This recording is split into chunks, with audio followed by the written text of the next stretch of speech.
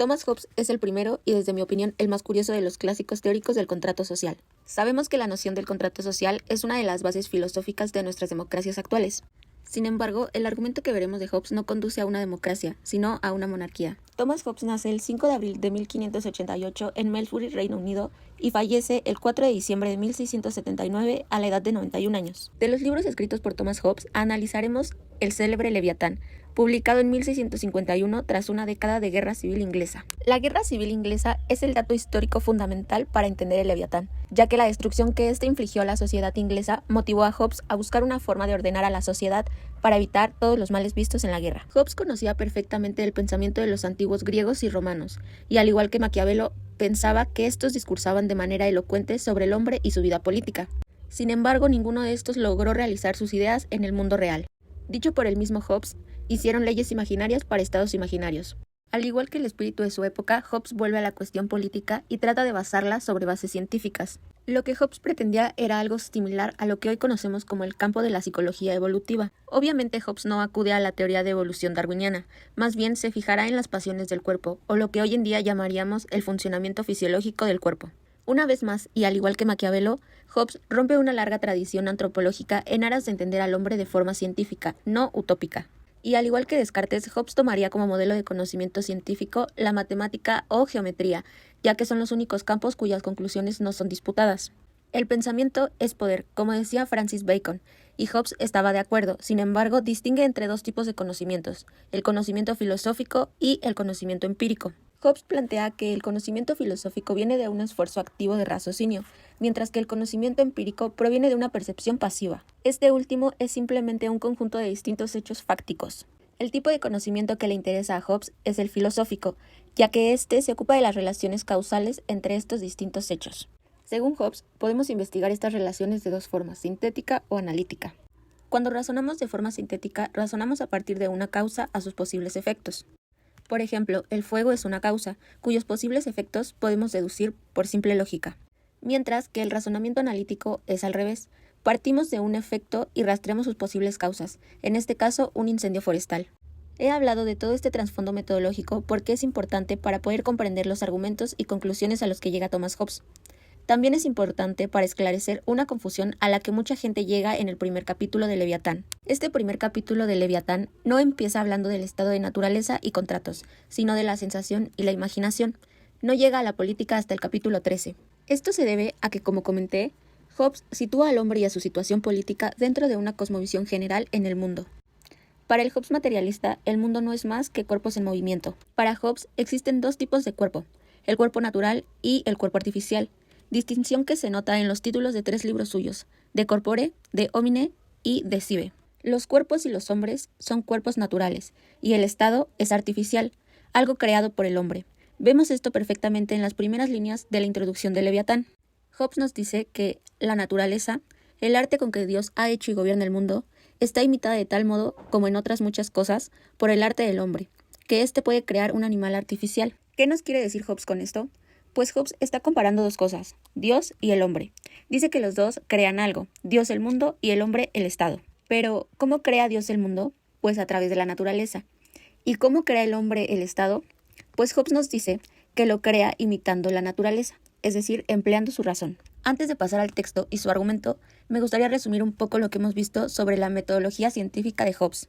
Entendemos a Hobbes como un hombre empirista, pero al mismo tiempo racionalista. Su racionalismo estriba en la naturaleza del conocimiento filosófico, al calcular las consecuencias de las proposiciones. La palabra calcular es muy apropiada aquí, ya que para Hobbes el racionamiento filosófico es una cuestión de computación casi matemática, la deducción de consecuencias a partir de un análisis y movimiento de cantidad. Pero los primeros principios o causas a partir de los cuales deducimos no son innatos al hombre, sino que llega a ellos a través de la experiencia y la inducción. Ese es su lado empirista.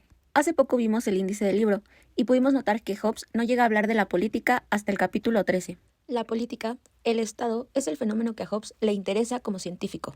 En términos de Hobbes, el Estado es un efecto que requiere de una causa. Antes de escribir una sola palabra del libro, reflexionó mucho sobre el problema. Procediendo de forma analítica, partió del efecto, el Estado, y buscó posibles causas. La causa de todo esto son los cuerpos en movimiento. Una vez llegando Hobbes a esta causa, procede de forma sintética y demostrativa, hablando primero de la sensación, luego la imaginación, la cadena de pensamientos, el conocimiento y el razonamiento, de lo simple a lo complejo. Podemos interpretar el texto de la misma manera que un químico lo hace, explicando cómo, a partir de unos elementos básicos, se puede llegar a los complejos, que regulan el funcionamiento del cuerpo. La causa próxima del estado es sin duda la conducta humana, decisiones tomadas por los seres humanos. Para explicar esta conducta, Hobbes abandona el discurso clásico de ideales morales, lo cual se parece mucho a la noción de causa final en Aristóteles, o sea, aquellas causas que nos jalan desde el frente, por así decirlo. La psicología humana para Hobbes se rige no tanto por ideales razonables, sino por una dinámica mecánica de las pasiones. Sabemos que el estado es un fenómeno artificial que requiere de una explicación. Hay ciertas condiciones previas a su existencia que posibilitan su creación. Estas condiciones existen en lo que los teóricos del contrato social llaman el estado de naturaleza. En toda teoría de este tipo, incluso la de Hobbes, vemos una relación entre estado de naturaleza y estado civil, mediado, como veremos, por un contrato social. En el capítulo 13 de Leviatán, Hobbes habla de estas condiciones en el estado de naturaleza. La primera y más importante desde un punto de vista lógico es la que comenta en las primeras líneas del capítulo. Dice que en el estado de naturaleza los hombres se encuentran en condiciones de igualdad con respecto a la competencia entre sí. Unos son más grandes y fuertes, pero otros son más listos y hábiles. La fuerza de uno es cancelado por el ingenio del otro, de modo que, considero en conjunto, las diferencias no son tan importantes. De igual modo, si esta relación de dominación existía en el estado de naturaleza de los humanos, no habría necesidad de hacer filosofía política, porque no habría un fenómeno artificial que explicar, sino simplemente un fenómeno natural, fuertes ganándole a los débiles. Pero en un estado civil, digamos una monarquía, no es extraño que esta igualdad general conduzca a pleitos y conflictos. Por ejemplo, si dos personas desearan la misma cosa, se volverían enemigos y tratarían de aniquilarse uno a otro. Las causas principales de este conflicto son tres: la competencia, la desconfianza y la gloria. La primera de estas causas, dice Hobbes, impulsa a los hombres a atacarse para lograr un beneficio, la segunda para lograr seguridad y la tercera para ganar reputación. Durante el tiempo en que los hombres viven sin un poder que los atemorice a todos, se encuentran en una condición que se denomina guerra, una guerra de todos contra todos. Imaginémonos que mañana desaparecen todas las reglas y leyes bajo las que vivimos, también las fuerzas policíacas que las hacen cumplir. ¿Cómo cambiaría nuestra manera de relacionarnos con los demás?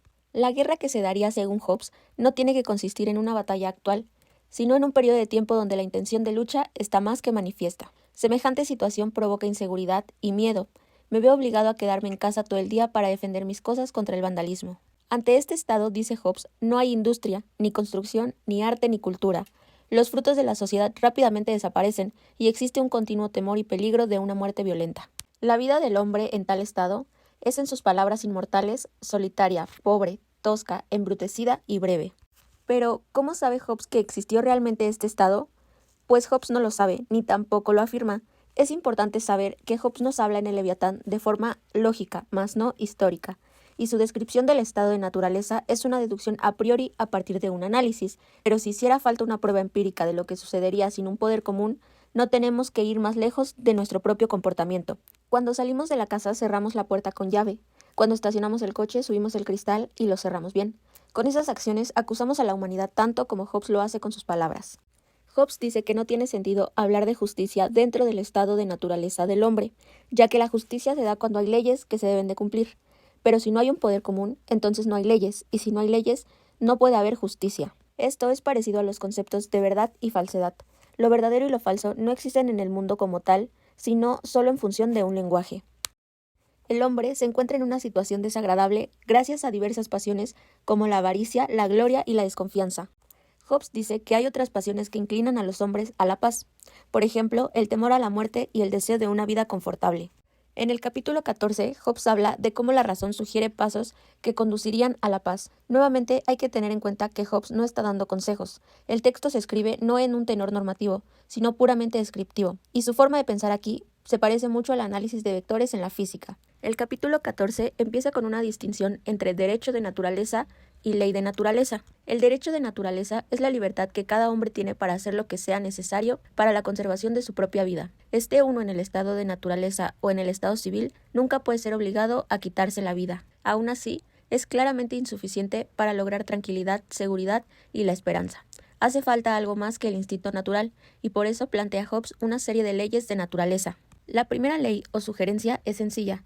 Cada hombre debe esforzarse por la paz, mientras tiene la esperanza de lograrla, y cuando no puede obtenerla, debe buscar y utilizar todas las ayudas y ventajas de la guerra. Este primer paso es obvio, pero poco eficaz, ya que mientras todos sostengan su derecho a todo lo que se les antoje, la disposición a luchar sigue. Aquí plantea Hobbes una segunda ley de naturaleza, que uno acceda si los demás consienten también, a renunciar este derecho a todas las cosas. Esta segunda ley llega realmente a aquello que constituye la base del conflicto. Sin embargo, la desconfianza no desaparece, y podemos notar que hace falta un acuerdo general en el que todos se comprometan a renunciar a sus derechos y bajar sus armas. Aquí entra el famoso contrato social. Pero si el acuerdo se hace en condición de mera naturaleza, donde impera la guerra, es totalmente nulo, ya que, como señala Hobbes, no hay nada que rompe con más facilidad que la palabra del hombre. Pero cuando existe un poder común sobre todos, con derecho y fuerza suficiente para obligar el cumplimiento, es válido. Es interesante ver en todo esto cómo Hobbes entiende la pasión y la razón.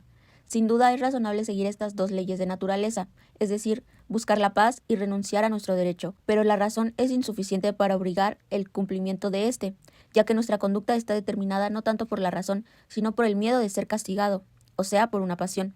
El poder coercitivo es lo que hace real y efectivo ese miedo.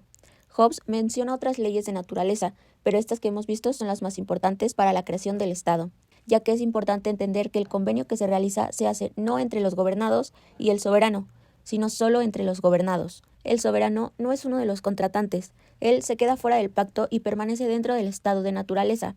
Aquí vemos el convenio simplificado entre dos personas. La línea entre las dos representa el convenio. Este no se rompe porque existe un poder común que lo obliga a cumplirse. El soberano queda fuera del convenio para que pueda ejercerse como poder coercitivo, ya que si fuera parte del convenio se requeriría de otro soberano para obligar el convenio a cumplirse. Y si ese soberano también formara parte del convenio, haría falta otro, y así sucesivamente. Para evitar ese problema, el soberano queda fuera del convenio, en el estado de naturaleza.